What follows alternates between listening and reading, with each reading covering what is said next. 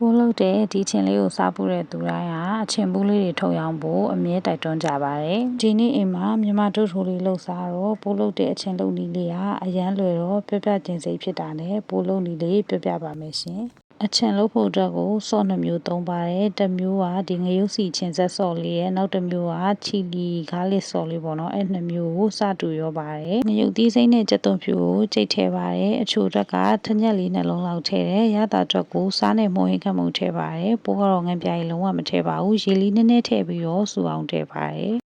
တေးသေးချာလေးပေါ်လာပြီဆိုရင်ပိုးကနန်းနန်းမင်းကြိုက်တော့နန်းနန်းမင်းထည့်ပါတယ်မကြိုက်ရင်မထည့်လို့ရပါတယ်နန်းနန်းမင်းထည့်ခြင်းမထည့်ခြင်းအရေးမကြီးဘူးအဓိကအချိုနဲ့အငံလေးနဲ့ကိုမျှတအောင်ဆက်နိုင်နေဆိုရင်အချင်းလေးကကောင်းပါပြီရှင်ဒီကအိမ်မှာရှိတာလေးနဲ့ပဲတိုးတိုးအစုံလေးစတင်လာလို့လှုပ်စားတာပါ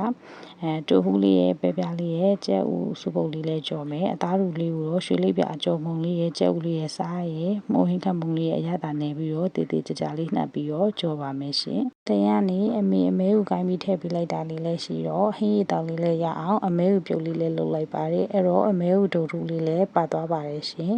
ဒုတ်ထူစားရင်ကြာစံကြော်လေးကမပါမဖြစ်ဆိုတော့ကြာစံကြော်လေးကိုလည်းအကျန်းကြော်လိုက်ပါတယ်ပိုးဆက်ထားတဲ့အချင်းလေးကကြာစံကြော်လေးနဲ့ဆိုရင်လည်းအရန်အောင်လိုက်ပါတယ်ပိုးကတော့အခုတလောဝိတ်လဲထိန်တော့အသီးရွက်လေးတွေကိုဒီအချင်းလေးနဲ့တိုးစားတာကိုအရန်ကိုကြိုက်ပါတယ်ပိုးလို့တဲ့ဒီအချင်းလေးကလေတကယ်ကိုရောင်းနေဝင်တာပါစားဖို့သူတိုင်းမကြိုက်တဲ့သူဆိုတာလုံးဝမရှိပါဘူးအဲဒါကြောင့်လှုပ်ရောင်းကြည့်ပါဒါမှမဟုတ်ကိုယ်တိုင်လှုပ်စားကြည့်ပါရှင်